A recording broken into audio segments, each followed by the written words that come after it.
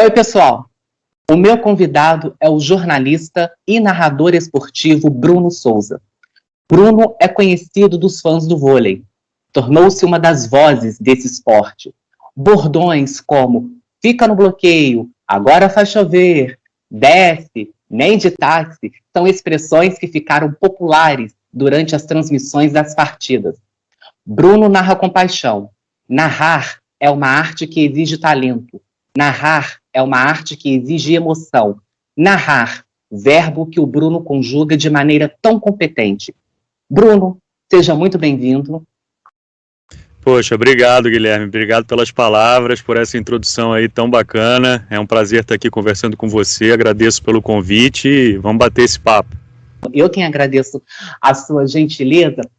Ô Bruno, eu sou de uma geração ali dos anos 90, em que o meu amor pelo vôlei começou ali, né? Foi despertado ali com aquela geração de Fernanda Venturini, Ana Moser, Márcia Fu, a partir do Grand Prix 94, quando o Brasil ganhou o primeiro título, e se intensificou ainda mais no Mundial, que foi disputado aqui no Brasil em outubro de 94, eu com 10 anos, ali despertou a minha paixão pelo vôlei. E para você, qual foi o gatilho que despertou em você a paixão por esse esporte? Sim, Guilherme, a primeira imagem que eu tenho muito clara na minha cabeça é o saque-viagem do Marcelo Negrão na final de Barcelona 92 contra a Holanda, né? Ali eu comecei a dimensionar o que era o vôlei aqui no nosso país, né? Eu me lembro que assim que o jogo acabou, eu era muito pequeno ainda, meus pais saíram comigo na rua, né, para a gente ver a comemoração daquela medalha de ouro tão importante, né?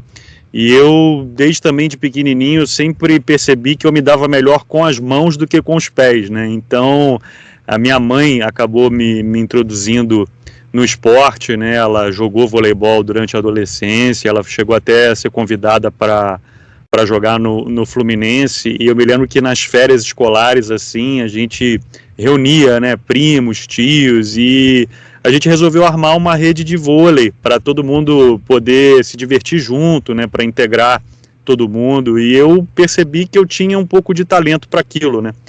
Então eu falei, poxa, acho que vôlei é um negócio bacana, depois que eu vi aquela mobilização toda depois da medalha de ouro de Barcelona 92, né, aquilo começou a entrar na minha vida, e aí mais ou menos um caminho parecido com o teu, assim, comecei a acompanhar a Liga Mundial de 93, Grand Prix, e aí entrou na minha vida e não saiu mais, né. Então você também é da turma das corujas, né, que acordava de madrugada para assistir os jogos. É isso mesmo, é isso mesmo. Ô Bruno, você chegou durante a sua adolescência a jogar vôlei, você foi um atleta federado pelo Flamengo, aí no Rio de Janeiro, e você dissera em entrevistas que não seguiu o caminho no vôlei porque você não cresceu o suficiente, mas em algum momento passou pela sua cabeça seguir como líbero para ficar dentro do esporte ou não? Até passou sim, Guilherme, mas era uma coisa que estava ainda muito recente, né? O líbero foi introduzido em 98, né? Então, além disso, o que mais pesou para mim assim foi ter que ficar longe da família, né? Isso foi uma coisa que eu pesei bastante, assim. Falei, poxa, eu vou ter que sair do Rio de Janeiro, ficar longe da minha família, arriscar uma carreira que a gente sabe que não é fácil, né? Porque as pessoas têm essa impressão, né, de que o vôlei é o topo da pirâmide, né? O cara que joga na seleção e tal, mas tem muita gente que fica pelo caminho, tem muita gente que para conseguir uma oportunidade, às vezes tem que sair do país, né? Jogar em ligas menores, porque também a gente fica com essa imagem, né? Ah, não, eu vou jogar na Itália, eu vou jogar na Rússia, eu vou jogar na Polônia, e a grande maioria não consegue, né? Então eu pensei bastante, eu falei, poxa, eu acho que eu vou ter que tentar descobrir uma outra maneira de trabalhar com o voleibol que não seja sendo dentro da quadra, né? E aí eu fiz a escolha pelo jornalismo, talvez, olhando para trás, tenha sido a escolha mais cômoda, né? Isso a gente nunca vai saber, mas eu acho que deu certo, né, Guilherme? Acho que não foi uma má escolha, não. Não foi. E você vai para o jornalismo para trabalhar com esporte, que é algo que você ama, que você gosta, entra no canal Sport TV como estagiário, passa por todos os os departamentos, até ser contratado em 2008 como locutor esportivo. Você também apresentou o Sport TV News. Ô Bruno, mas aí o fato de você ser locutor esportivo, lidar com a imprevisibilidade do esporte, lidar com a emoção, lidar com o sentimento ali do ao vivo, nas transmissões das partidas, foi algo que desafiou você a seguir nesta carreira? Eu acho que sim, Guilherme, mas assim, desde o momento que eu tomei aquela decisão de, poxa, eu não vou dar continuidade à carreira, entre aspas, de atleta, né, e eu tinha muito claro na minha cabeça, assim, eu defini bem o meu objetivo, eu não queria trabalhar com esporte, eu queria trabalhar com vôlei, e eu não queria trabalhar em nenhum outro veículo que não fosse o Sport TV, então eu corri muito atrás daquilo, né, eu mirei naquele alvo, e correr atrás daquilo, né? Fiz o processo seletivo da TV Globo e lá você podia até, quando você fazia sua inscrição, escolher, né? Para qual área você queria ser direcionado. E eu escolhi o Sport TV. Eu poderia ter até escolhido o esporte da Globo, que na época eram áreas diferentes, né? Eu poderia ter escolhido trabalhar no Esporte Espetacular, no Globo Esporte, na parte de esporte dos jornais locais, né? Regionais. Mas eu falei, não, eu quero trabalhar no canal onde passa a Superliga, onde passam os jogos da Seleção Brasileira. Então eu quero trabalhar no Sport TV. E eu também tinha muito claro na minha cabeça que eu não queria ser repórter, apresentador, eu queria narrar os jogos. Foi a maneira que, na minha cabeça, assim, eu pensei, poxa, vai ser o modo de eu estar mais próximo daquilo ali, sem estar dentro da quadra. Então, desde o início da minha faculdade, assim, primeiro período, eu já corri atrás de cursos voltados para essa área de locução, né? Eu não tenho aquele vozeirão, rádio, FM, mas eu sabia que a minha voz poderia ser trabalhada e mais do que isso, né? Eu precisava melhorar a técnica, eu precisava entender o que era narrar uma partida, o que era fazer uma locução bem feita. Então eu corri atrás de cursos nessa área e um dos primeiros cursos que eu fiz, Guilherme, foi de locução para rádio.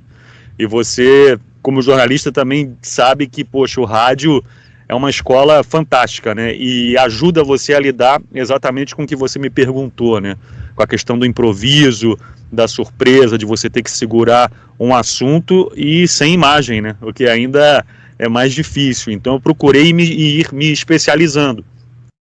Primeiro com rádio, que daria, na minha cabeça, uma bagagem para quando eu chegasse na televisão, se eu chegasse na televisão, e em paralelo eu fui fazendo cursos de voz, né, trabalhando com fono, fazendo uma coisa bem específica. Eu mirei naquilo ali e trabalhei para chegar onde eu me propus. Você falou em improviso.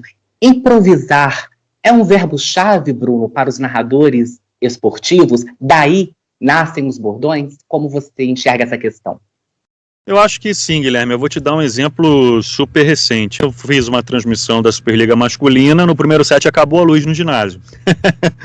E aí, como é que faz, né? Então você tem que puxar um assunto, você tem que estar bem informado, né? Isso aí é a condição essencial, você entrar bem preparado, né? Eu acho que o improviso pelo improviso são poucos que conseguem fazer, né? Então acho que você tá bem preparado, bem informado, te ajuda também na hora do improviso. E eu acredito numa coisa também, Guilherme, acho que tudo na vida é questão de prática, é você ir passando pelas situações. Então ao longo de todos esses anos você vai passando por situações que vão te dando a casca, né? Você vai aprendendo a lidar com essa situação do imprevisto, né? E aí vem o improviso. Então, assim, eu já entro no ar, mais ou menos, sabendo o que pode dar errado. A apresentação foi uma coisa que apareceu na minha carreira, assim, não foi uma coisa que eu busquei, mas ela também me deu muita bagagem nesse sentido, né? De repente, você chamar um repórter ao vivo e ele não te escutar. Você chamar uma reportagem e entrar uma reportagem que não foi aquela que você chamou no ar. Então, você vai aprendendo com essas situações e vai sabendo lidar com elas, né? Então, chegou num ponto que eu já entrava no ar, eu já entrava para apresentar um programa, pelo roteiro do programa, pelo roteiro da transmissão, já sabia, opa, aqui pode dar um problema, e se der esse tipo de problema, eu vou sair dessa maneira. né? Mas eu acho que o fundamental nessa questão do improviso é você estar bem informado, saber do que você está falando. Conforme você vai passando pelas situações, você vai aprendendo a lidar melhor com elas. Os narradores esportivos, eles são testemunhas oculares de um evento esportivo, seja de uma Copa, de uma Olimpíada, de uma Superliga, e precisa ter sentimento para passar a verdade para quem está em casa ou para quem ouve através do rádio. Você concorda ou não que os narradores são vendedores de emoção, Bruno? Essa frase é do Galvão, né? Essa aí foi o Galvão que consagrou, né? Eu concordo sim, Guilherme. Eu acho que se dá também uma importância, às vezes, um pouco exagerada ao narrador, né? Nós ali somos um porta-voz, né? Nós somos um instrumento ali, né? Eu acho que o mais importante é o evento, é o atleta. Eu não posso ser mais importante que o fato em si, entendeu? Eu acho também complicado, assim, quando o jornalista vira pauta, entendeu? Eu acho que aqui no Brasil, às vezes, é o fulano de tal que vai narrar, não, o cara é isso, o cara é aquilo, o cara é pé frio, o cara torce para não sei quem, que não sei o quê.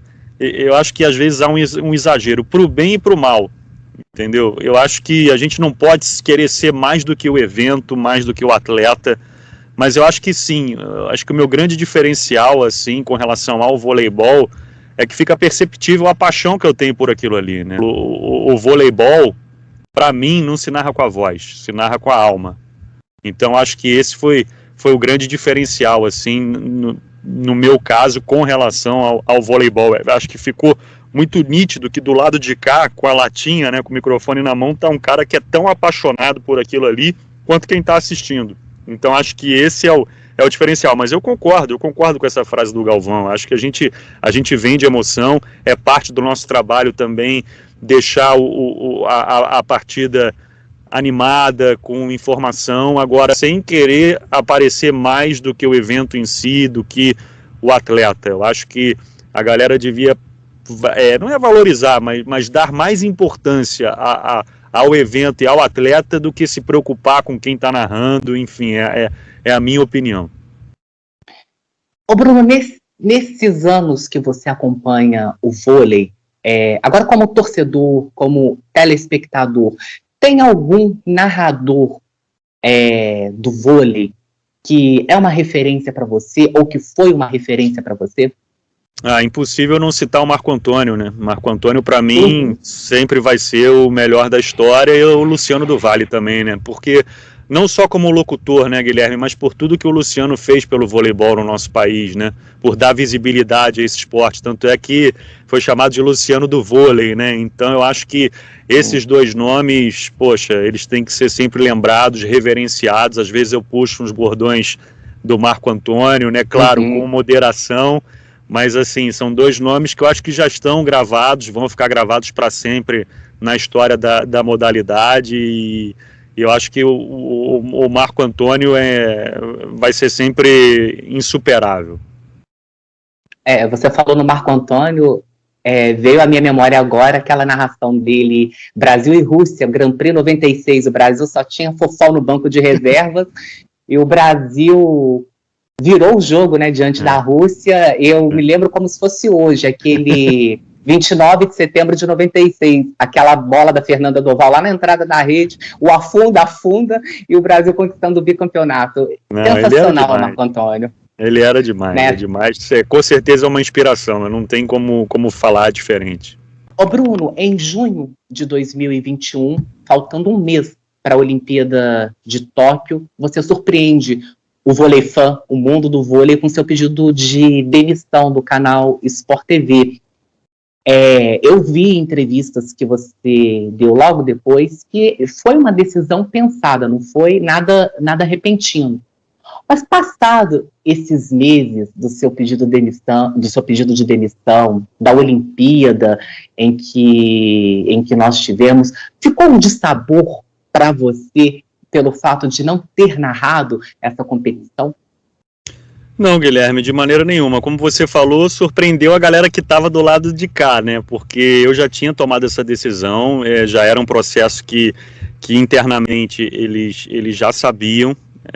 E foi atrelado também à emissão do meu visto, né? Porque eu estou morando em Portugal já desde o fim de julho, né? Eu, inclusive, trabalhei durante a Olimpíada no Web Vôlei com o jornalista Daniel Bortoleto, já aqui de Portugal, né? Eu comecei a cobertura da Olimpíada no Brasil e terminei aqui em Portugal, onde eu moro atualmente, né? E foi uma decisão, como você falou, totalmente pensada. A minha família já estava aqui, minha esposa e minha filha, elas vieram em janeiro, então eu já tinha comunicado a eles que eu ia sair. Agora, foi o tempo que demorou para que o meu visto pudesse ser emitido, né? Porque passei por questões de Covid, Portugal acabou fechando a fronteira aérea para países como o Brasil, e tudo isso acabou atrasando a minha documentação. Mas, na verdade, em dezembro de 2020, eu já tinha comunicado que eu não continuaria, enfim. Eles já estavam cientes da minha decisão, né? Eu só deixei bem claro para eles que eu precisava que a minha documentação estivesse pronta para poder fazer todos os trâmites, e isso acabou acontecendo nas vésperas da Olimpíada. Eu já tinha sinalizado que dificilmente eu faria Olimpíada, e aí eu preciso tocar num ponto também, que é o seguinte, assim, Guilherme, por tudo que aconteceu comigo recentemente lá dentro, eu não tinha garantia nenhuma de que eu ia fazer o voleibol nas Olimpíadas, mesmo se eu dissesse para eles que ficaria para fazer a Olimpíada, né? Isso pode soar estranho para as pessoas, mas eu não tinha garantia nenhuma de que eu ia ficar no vôlei na Olimpíada, e para mim já estava muito certo que eu mais uma vez não poderia narrar os Jogos do Brasil. Então eles pensavam de uma maneira, tem todo o direito, agora eu pensava de outra. E assim, eu fui muito feliz lá, muito feliz mesmo. Eu tive várias oportunidades, até bem precoces, tive todas as ferramentas para desenvolver o meu trabalho da melhor maneira possível, mas eu acho que eu não preciso nem me estender muito. A galera que acompanha a modalidade sabe muito bem como a coisa funcionava, e eu também não quero ser aqui deselegante, né? Então, assim, foi uma decisão pensada, teve muito a ver com a pandemia, assim, muito a ver com o futuro da minha filha. E é óbvio, se tudo tivesse 100% lá, eu teria repensado, mas como não estava longe disso, eu falei, poxa, é uma oportunidade que eu tenho de repente, dar um futuro melhor para minha família e, de repente, dar uma mudada na carreira, né? Eu, quando vim para cá, para Portugal, eu, sinceramente, Guilherme, eu não esperava continuar trabalhando com voleibol, né? Assim, logo que eu saí da TV, logo que a notícia veio à tona, né, porque eu já sabia que eu ia deixar a TV, o primeiro a abrir as portas para mim foi o Daniel Bortoleto, né, do Web Vôlei. E aí, surpreendentemente, depois veio o contato da N Esportes, né, e graças à tecnologia, graças à internet, eu aqui da Europa pude continuar transmitindo jogos de voleibol, né. Eu comecei fazendo jogos do Mineiro, né, e aí a gente acabou estreitando, assim, os laços, e felizmente para mim eu pude continuar transmitindo os jogos da Superliga. Ô Bruno, desde Atlanta, 1996, quando o vôlei de praia foi introduzido no calendário olímpico, o vôlei brasileiro sempre trouxe ao menos 3 medalhas. Trouxemos 3 medalhas de Atlanta, 4 medalhas de Sydney, 3 medalhas de Atenas, 4 medalhas de Pequim, 4 medalhas de Londres, 3 medalhas no Rio de Janeiro. Em Tóquio, apenas 1 medalha, a prata do vôlei feminino de quadra. O nosso vôlei sempre foi referência para o mundo. Esse resultado de Tóquio mostra, pelo menos neste momento, que o vôlei brasileiro deu um passo atrás? Eu não sei se deu um passo atrás, assim, o masculino ele tem um cenário no voleibol de quadra de extremo equilíbrio, né? Não que o feminino também não o seja, né? Mas, assim, você tem várias seleções que podem vencer, né? Cada vez mais ia ser mais complicado para o Brasil se manter, né, no mais alto nível, né? Enfim, poxa, o que a seleção masculina fez é algo praticamente impensável, né? Chegar a decisão olímpica 2004, 8, 12 e 16, né? Um negócio absurdo. Finais de Mundial da mesma maneira, né? 2002, 6, 10, 14 e 18, né? Enfim, o torcedor obviamente fica, digamos assim, mal acostumado, mas você tem seleções muito equilibradas, né? Você tem a França, que ganhou a medalha de ouro, você tem a Rússia, você tem a Argentina, que é um time que a gente sabe que incomoda, a gente tem uma Eslovênia, que nem para a Olimpíada foi, a Sérvia da mesma maneira, a Polônia, a própria Itália. Olha só quantas seleções eu já falei aqui que podem conquistar títulos, né? Então, para mim, foi surpresa. Não, desculpa, Bruno, mas como você citou a França na sua resposta, foi a medalha de ouro mais improvável no vôlei dos últimos anos? Eu acho que não, Guilherme, porque é uma geração talentosa, né? A gente viu que esses caras aprontaram aqui no Brasil, Liga Mundial 2017, 2015 foi o melhor ano deles.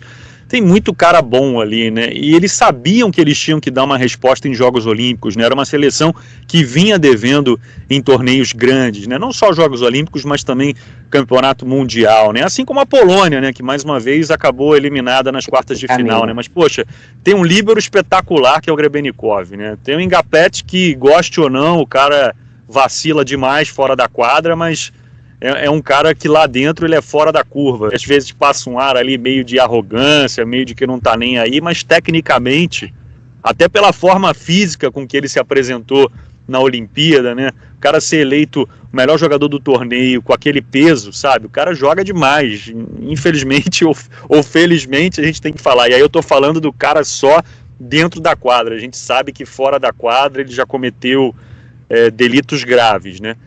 E, poxa, tem bons centrais. O Chinenies foi para a seleção do campeonato. Você tem bons opostos. E se a gente puxar mais atrás, é uma França que lá em 2006 quase ganhou uma Liga Mundial do Brasil também, né? Já é um trabalho de longo prazo, né? Enfim, 2 bons levantadores, o que o Brizard jogou nessa Olimpíada. E é um time que dá gosto de você ver jogar, Guilherme.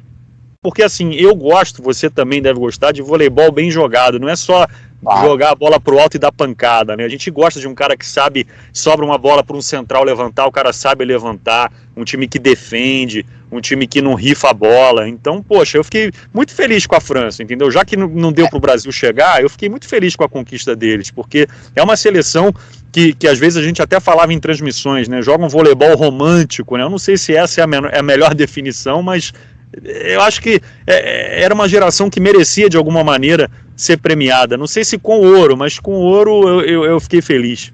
Com relação ao voleibol de praia que você me perguntou, assim, o Brasil exportou muita gente boa, né, Guilherme? Então acho que o Brasil também é o culpado por esse equilíbrio, né? A gente tem tantos profissionais excelentes, você vê o Fiapo com as americanas, o trabalho que esse cara faz é incrível, né? O Guilherme Tênios, que era preparador físico da seleção, fisioterapeuta da seleção brasileira, né? Enfim, o cara tá fazendo um trabalho no voleibol americano e, poxa, Estados Unidos tem muita tradição, né, no voleibol de praia. Califórnia é um berço dessa modalidade, né? Califórnia e Copacabana são duas entidades, né, dessa modalidade, né? Então, poxa, eu acho que o Brasil exportou muita gente boa, e isso eu testemunhei, né, porque eu morei minha vida inteira no Rio de Janeiro, frequentava ali Ipanema, Copacabana, e eu via os estrangeiros vindo para cá fazer intercâmbio, treinando com profissionais brasileiros que mais tarde iriam até se mudar. Conheço treinadores que foram para a Noruega trabalhar, que foram para a Suécia, que estão lá até hoje, que poxa, me relataram que a estrutura é maravilhosa, eles fazem como uma espécie de caverna, né, por causa do frio, os treinos são subterrâneos, né, os caras montam uma estrutura. Você vê o que a Alemanha fez em 2012 e 2016, né, no masculino em Londres o Brink e o Heckermann, e em 2016 a Laura Ludwig e a Kira Valkenhorst, né, enfim. Então acho que o próprio Brasil foi responsável, né, por esse cenário também de equilíbrio. Agora, é muito difícil, né, Guilherme, dizer se deu um passo para trás, 2, se tem que evoluir, se tem que voltar a estudar. Eu acho que é muito delicado aqui eu fazer qualquer juízo de valor nesse sentido. Ô Bruno, você disse numa entrevista, você destacou 3 narrações que você tem um carinho especial por elas. Curiosamente, são 3 narrações que tiveram quinto set. Grand Prix 2016, a final entre Brasil e Estados Unidos, com o título pra gente. O Mundial Masculino de 2018, naquela fase de quartas de final, que eram 2 grupos de 3, lá na Itália, o Mundial. Brasil 3, Rússia 2.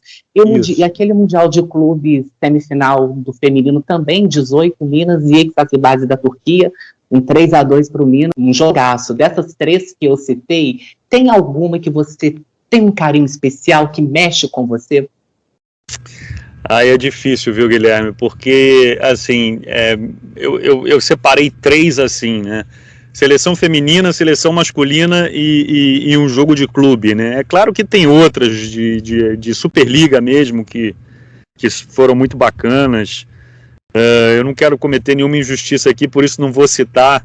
Mas, enfim, eu procurei escolher, assim, 3 momentos. Você narrar um título, né, da seleção feminina contra a seleção americana, né? E eu me lembro que eu fiquei muito chateado porque o Sport TV não exibiu a premiação, né?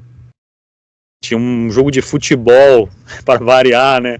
E como o jogo se estendeu, eles não mostraram o pódio. E eu fiquei revoltado com aquilo, entendeu? As pessoas, às vezes...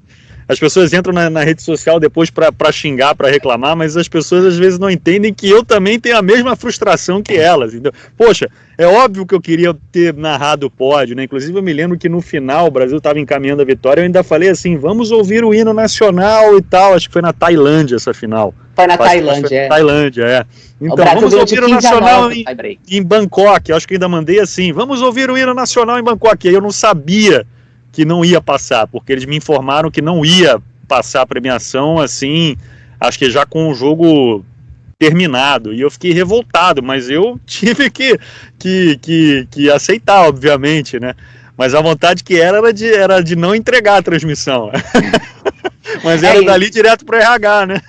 E nós tivemos nesse Grand Prix a Natália MVP, né, do torneio. Pois isso aí você já foi cirúrgico, porque eu nem lembrava mais. Eu me lembro que foi um jogo muito decidido ali no duelo das centrais, né? Eu falei até com o Marco, assim, falei, poxa, eu não me lembro de um jogo desse nível ser decidido tanto com participação das centrais, tanto do Brasil quanto das americanas, né? E só um detalhe, Bruno, que eu acho que o Brasil ganhou esse Grand Prix no desafio que o Zé Roberto fez no terceiro set. Estava 24-24, a Thaís atacou e a arbitragem deu bola fora no desafio, mostrou. Isso. E você narrando, tocou no dedo da Quirandeio, tocou no dedo da Quirandeio. O Brasil fechou o set, na verdade, né? Fechou o set, bem lembrado, agora eu lembrei.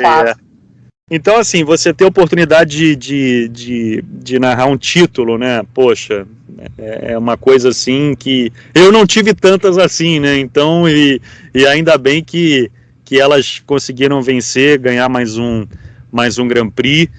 E seleção masculina, né, Brasil e Rússia também é um confronto tão emblemático, e a Rússia vinha engasgada, né, porque a Rússia tinha ganho do Brasil na VNL com muita facilidade, né, uma semifinal, né, eu fiz aquele jogo, enfim, fiquei muito chateado pela maneira como o Brasil se comportou em quadra, e depois da resposta, como você falou, né, num quinto set, ponto final foi do Douglas Souza, né, e eu me lembro que, poxa, ali eu entreguei tudo, né, eu saí do jogo quase passando mal, saí todo suado, descabelado, e era um campeonato que eu já sabia que dificilmente eu faria a decisão, né. Aliás, acho que eu já entrei ali sabendo que era meu último jogo do Brasil ali. Então eu falei, poxa, hoje esses caras têm que ganhar isso aí, porque eu não quero me despedir com derrota, né, eu já sabia que a partir da semifinal não seria mais escalado para fazer, né? Então, você poder entregar tecnicamente, né, aquilo que eu falei lá no início, você tá bem informado e poder passar uma transmissão com informações corretas, é claro, com emoção e com vitória do Brasil, né? Poxa, acho que não tem coisa melhor, né? E o Minas e o Eksaksebasi foi o jogo de clube que eu escolhi pela imprevisibilidade do resultado, né, Guilherme? Poucas pessoas, né? É certo que o Minas tinha um timaço, né? Com Natália, com Gabi, enfim. Mas no Campeonato Mundial você pega verdadeiras seleções, né? Era o time da Boscovite. Por mais que a gente soubesse que o time do Minas era um time muito bom, o favoritismo todo estava do lado de lá, né? E a maneira também como o Minas construiu aquela vitória. Foi muito emocionante também. Foi um jogo que eu olhei para o Marco Freitas olhou para mim, a gente apareceu no pós-jogo suado, com pizza, com cabelo todo desgreado. A gente jogou junto com aquelas meninas ali, né? Porque é o que a gente vem falando, a gente trabalha ali com a nossa paixão, né? A gente é apaixonado pelo voleibol, né? Então é muito difícil não deixar isso transparecer, né? Então não dá para destacar uma. As três têm peso eu igual. acho que destacar uma, porque acho que fica bem dividido, né? Seleção feminina, seleção masculina e um jogo de clube numa competição internacional, porque aí também ninguém me acusa de ser torcedor do clube X, Y, Z, então fica bem dividido. Bruno, 2022, ano de campeonato mundial, feminino vai ser disputado na Holanda e na Polônia, o masculino vai ser disputado na Rússia. O masculino fez as 5 últimas finais, ganhou 3 títulos e vem de 2 vice-campeonatos, derrotas para a Polônia. O feminino tem 3 vice-campeonatos e amargou um 7º lugar no último Mundial.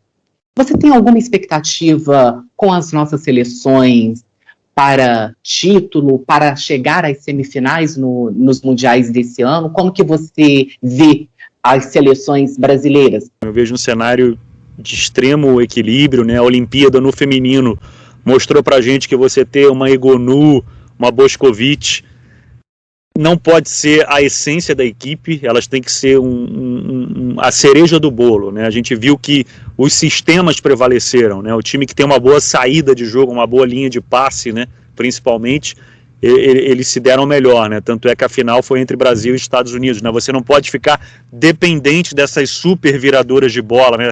Não é você jogar 50 bolas para a Egonu e ela que se vire, né? Claro que é muito bom você ter uma viradora de bolas empinadas, de bolas altas na sua equipe, mas assim, eu vejo um cenário de equilíbrio, eu vejo um Brasil confiante, eu acho que o Zé vai saber montar mais uma vez um grupo competitivo. Dizer que vai chegar em semifinal, que vai ser campeão, que vai subir no pódio, aí só o desenrolar da competição vai dizer pra gente, né? Mas como é um campeonato mais longo, a Olimpíada é um torneio muito cruel, né? Torneio curto, mas o Mundial ele te dá mais margem para manobra, digamos assim, né? Então acho que o Zé ele vai saber montar um grupo competitivo, um grupo talvez um pouco mais renovado, né? Quem sabe aí com mais presença de alguma chiquitita, né? Vamos ver assim, Ana Cristina mais amadurecida, né? No Fenerbahçe, embora tenha entrado pouco ainda. Rosa Maria em crescimento, vamos ver como é que o Zé vai montar essa equipe, né? Mas eu vejo assim o Brasil com boas chances, né? E no masculino, a gente tem hoje, né, um cenário de muitos problemas físicos com relação aos opostos, né, o Abuba, o Felipe Roque se recuperando, agora essa questão envolvendo a lesão no pé do Alan, e vejo também uma necessidade de renovação um pouco mais acentuada no masculino. Vamos ver, o Renan já foi comandar a equipe no Pan-Americano Júnior, né, para já ficar mais perto da garotada.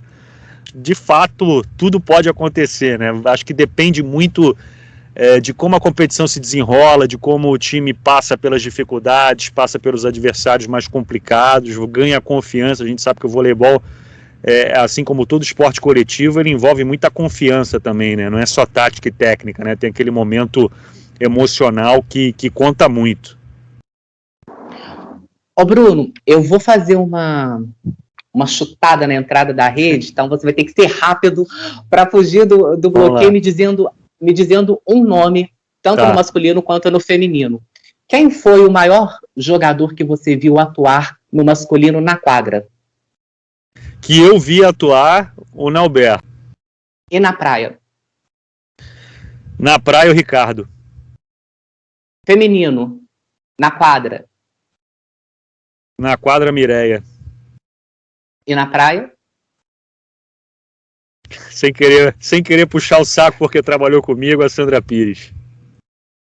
Maravilha, Bruno. Eu quero muito agradecer a sua gentileza, a sua generosidade por parar seus compromissos e falar comigo por esses minutos. Muito obrigado. Obrigado a você, Guilherme. Foi um prazer. Estamos à disposição aí. Sucesso para o seu canal. Parabéns pelo trabalho e até uma próxima, tá? Muito obrigado, Bruno. E a você que assistiu essa entrevista, aquele agradecimento sempre muito especial. Se você gostou, dê o seu joinha e, por favor, inscreva-se no canal. Se Deus quiser, na semana que vem, estaremos de volta com outra entrevista. Um abraço e até lá!